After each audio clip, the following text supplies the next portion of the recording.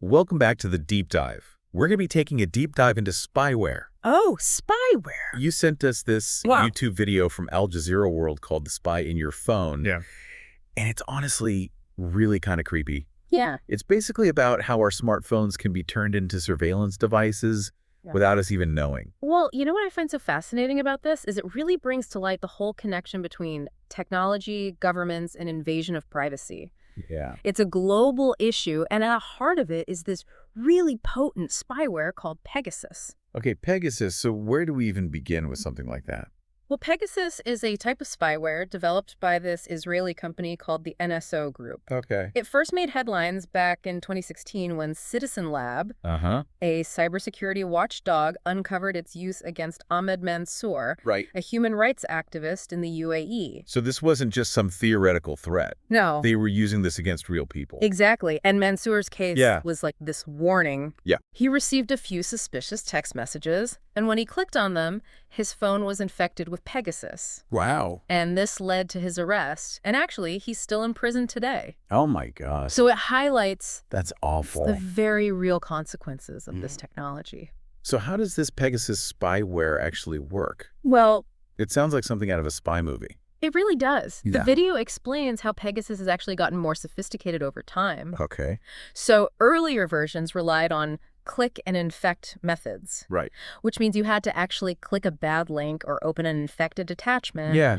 But newer versions use what they call zero-click exploits. Zero-click. Yeah. So you don't even have to do anything to get infected. Exactly. Oh, my God. These zero-click exploits, they take advantage of vulnerabilities in your phone's software, Right. often targeting things like messaging apps or even basic functions like making a call. And Pegasus can just slip in through these vulnerabilities without you ever clicking a link or opening a file. Wow. And these exploits are valuable. Yeah. Sometimes they cost millions of dollars to develop. Millions of dollars. That's a lot of money. It is. To spend on something like this. Yeah. So who exactly is behind all of this? Well, the video points to governments as the primary users of Pegasus. Okay. NSO claims that they only sell Pegasus to governments for combating terrorism and serious crimes. However, the video highlights several instances where journalists and activists were targeted with Pegasus, implying a much broader and more disturbing use of this technology. So it's not just going after like criminals and terrorists. Right. They're going after anyone they deem a threat. It seems that way. Okay. One of the most compelling cases highlighted in the video is that of Tamer al-Mishal, a journalist for Al Jazeera. His phone was hacked via a zero-click exploit delivered through Apple servers, no less. Apple servers. Yeah. So even if you trust the company, you're still not safe. It's a sobering thought. That's really scary. Citizen Lab also discovered that at least 36 other Al Jazeera journalists had been targeted with Pegasus. Jeez. Their analysis pointed to two governments likely being behind this hacking campaign, Saudi Arabia and the UAE. Really? It's pretty alarming. It is. That governments would be deploying spyware against journalists. Right. It gets even more complicated when we bring a company called Dark Matter into the equation. Yes, Dark Matter is a UAE-based cybersecurity company. Okay. And the video raises some serious concerns about their operations. Okay. They've been accused of hacking political dissidents, American citizens, and even the website The Intercept.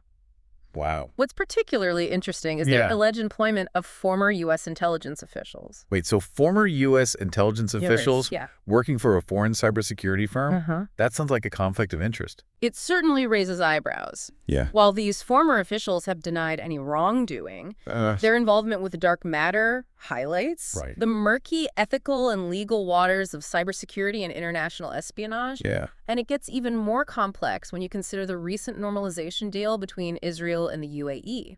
What does that have to do with this? Well, this deal has sparked concerns about increased cybersecurity cooperation, potentially giving the UAE access to advanced Israeli technologies like Pegasus. Oh, wow. So it adds another layer to this already complex issue. It's like peeling back layers of an onion. Right. And with every layer, we uncover something even more unsettling. It really is. The video also highlights the legal battles that have emerged around Pegasus. Yeah. Amnesty International and other groups have taken legal action, arguing that the use of Pegasus violates fundamental human rights. Right. So they're trying to hold these spyware companies accountable Exactly. for how their products are being used. They've been pushing to hold the NSO group responsible for the misuse of their technology, but they faced significant legal obstacles. And how does the Israeli government factor into all of this? Well, Amnesty International also targeted the Israeli Ministry of Defense, challenging their decision to grant NSO Group an export license, despite evidence of Pegasus being used against journalists and activists. So they're fighting on multiple fronts. They are. But it sounds like an uphill battle. It is. I mean, this is starting to feel like something out of like a dystopian novel, not real life. It's a chilling reality. Yeah. Because if governments can use spyware to suppress dissent and silence critical masses, that undermines the very foundation of a free society. So where do we even begin to address a problem like this? I mean, it feels overwhelming, to be honest. It's a complex issue. Yeah. But I think the first step is awareness. Okay. The more we understand about the threat of spyware, the better we can protect ourselves. Right. And the video offers some helpful tips. Okay. Like keeping our software updated and being cautious about suspicious links. Right. It also suggests some more old-school methods. Old school, like what? Well, for sensitive conversations, Yeah. they suggest leaving your phone behind altogether and taking a walk. Really? Yeah. It's interesting. It may seem old-fashioned, but there's a lot to be said for disconnecting every now and then. I guess so. It limits your digital footprint, making it harder for spyware to track you. That's a good point. Yeah. It's a reminder that sometimes the simplest solutions are the most effective. They can be. But it can't just be about individual actions, can it? No. Don't we need broader solutions to address this problem? We need to push for greater transparency and accountability from governments and tech companies. Right. And we need to demand stronger regulations and oversight of the spyware industry. That sounds like a long and difficult process. It's a challenge. Yeah. But it's a challenge we can't afford to ignore. Right. The potential consequences of inaction are just too great. Yeah, that's true. We can't let spyware become the weapon of choice for silencing dissent and controlling information. So this deep dive has been a real eye-opener for me. Good. It's scary to think that something as simple as a smartphone can be used against us in such insidious ways. It is scary. But what I'm taking away from this is that knowledge is power. Absolutely. The more we understand about the threat of spyware, the better prepared we are to protect ourselves and fight back against these abuses. That's exactly right. So what can our listeners do to take action? That's a great question. What concrete steps? And it's one we'll definitely delve into further in this deep dive. Okay, great. Let's take a quick break, and then we'll come back and discuss those concrete steps in more detail. Sounds good. We'll also talk about the ethical and legal complexities surrounding spyware. Okay. And explore some potential solutions to this growing problem. Great. Don't go anywhere. We'll be right back. So, to answer your question about what our listeners can do, let's start with some practical tips. Okay. The video suggests regularly updating your phone's software. Okay, that's something we should probably all be doing anyway. Right, exactly. Yeah. Updates often include patches for newly discovered security vulnerabilities. Right. Which could be exploited by spyware like Pegasus. Okay, so updates are crucial. Yes. What else? Be cautious about clicking on links or downloading attachments from unknown sources. Right. This is especially important for messaging apps, Okay. which are increasingly becoming targets for zero-click exploits. So even a simple text message could be dangerous. Unfortunately, yes. Wow. If you receive a message from someone you don't know, or even someone you do know, but the message seems out of character, it's best to err on the side of caution. Right. And not engage with it. That makes sense, yeah. Better safe than sorry. Exactly. But sometimes you might be expecting a message or an email with a link, like a delivery confirmation or something like that. Yeah. How can you tell if it's legitimate? That's a good question. Yeah. Pay close attention to the sender's address. Okay. And look for any inconsistencies or misspellings. Okay. Hover over the link without clicking. Right. To see if the URL looks legitimate. If you have any doubts at all. Yeah. It's always best to contact the sender directly. Right. Through a known channel. Okay. To confirm the legitimacy of the message. Those are all really helpful tips. Good. But even if we take all these precautions, it still feels like we're at the mercy of these tech companies and governments. Yeah, you're right. What can we do to push for systemic change? Individual actions are important. Right. But they're not enough. Yeah. We need collective action to demand greater accountability. Okay. One way is to support organizations like Citizen Lab and Amnesty International. Okay. They're doing really vital work. In exposing spyware abuses. Right. And advocating for stronger legal protections. So donating to these organizations or maybe volunteering our time could make a difference. Absolutely. Yeah. Even spreading awareness about these issues by sharing information with friends and family can help. Right. The more people that understand the threat of spyware, the more pressure we can put on those in power to address it. It's like any social issue. Exactly. The more people who are aware of it, the more likely it is to be taken seriously. Exactly. We also need to push for stronger regulations on the development and sale of spyware. Absolutely. This includes advocating for stricter export controls to prevent these technologies from falling into the wrong hands. Exactly. I imagine that's a complex issue. It is. With governments wanting to balance national security concerns with human rights. You're right. Yeah. It's a delicate balance. Yeah. But we need to make sure that national security isn't being used as a blanket excuse to justify the unchecked proliferation of spyware. And what about holding the spyware companies themselves accountable? Yeah. Can't we do more to regulate them? That's a crucial part of the solution. Okay. There needs to be greater transparency in how these companies operate. Right now, there's very little oversight, and they're essentially self-regulating. Wow. We need independent bodies to monitor their activities and ensure that their products are not being used to violate human rights.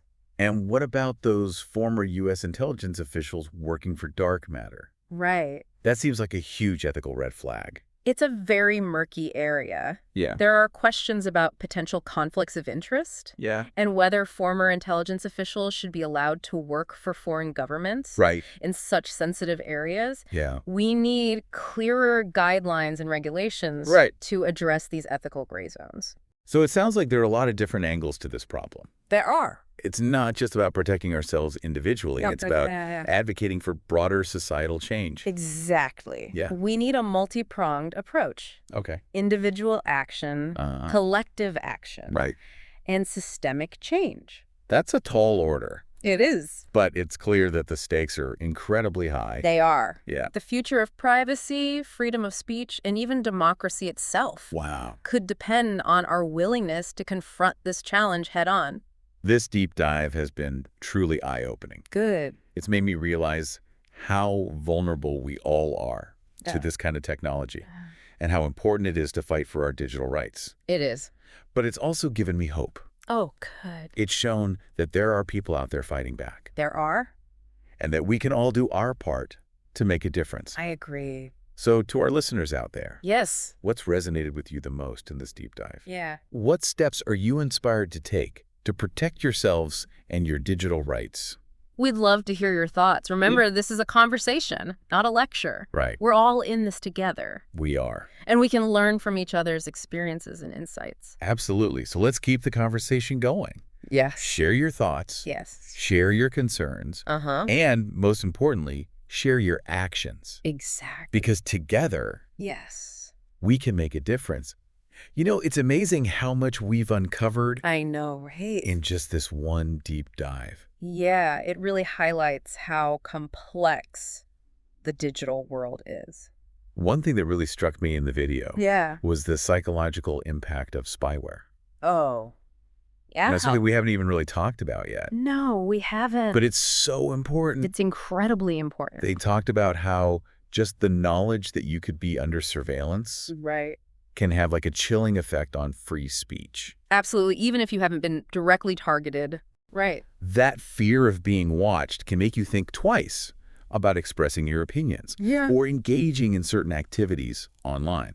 It's almost like this invisible hand just silencing you before you even have the chance to speak. Precisely. And that self-censorship can be just as damaging as direct censorship. It's a reminder that this isn't just about technology. It's about fundamental human rights.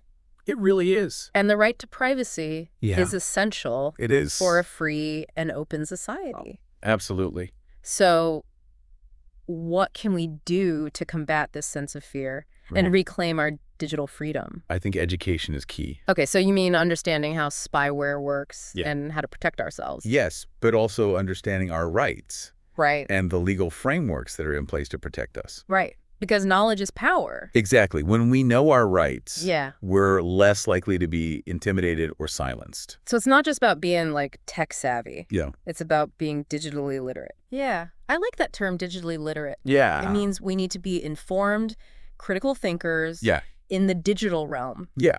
So this deep dive hasn't just been about spyware. Right. It's been about empowering ourselves It has. as digital citizens. I think that's a great way to put it. You know, at the beginning of this deep dive, I have to admit, Yeah. I was feeling pretty overwhelmed, Yeah. even a bit paranoid, to be honest. I think that's a natural reaction. But now, Yeah. I feel more of a sense of resolve, like I can actually do something Yeah. to protect myself and my privacy. That's what we were hoping to achieve. And I think it's important to remember that we're not alone in this fight. We're not. There are organizations, Yeah. researchers, Mm-hmm. everyday citizens all over the world Yeah. working to expose these abuses and advocate for change. Absolutely. And the more we connect with each other, Yes. share information, Yeah. and support these efforts, Mm-hmm. the stronger we become. Yeah, absolutely. This isn't a battle we can win in isolation. So to our listeners, Yeah. we encourage you to continue this conversation. Yes, please do. Share what you've learned from this deep dive Yeah. with your friends, family, and colleagues. Yes. Reach out to your elected officials Absolutely. and demand that they take action to protect our digital rights. They need to hear from us. Support organizations Yes. that are fighting for privacy and freedom online. There are a lot of great organizations out there. And most importantly, Yeah. don't be afraid to speak up. Your voice matters. Because in the digital age, Yeah. silence is not an option. It's time for us to reclaim our digital freedom. And build a future where technology empowers us, Yes. not controls us. Thanks for joining us on this deep dive. Until next time, Stay curious stay informed, and stay vigilant. and remember, the power to protect your privacy is in your hands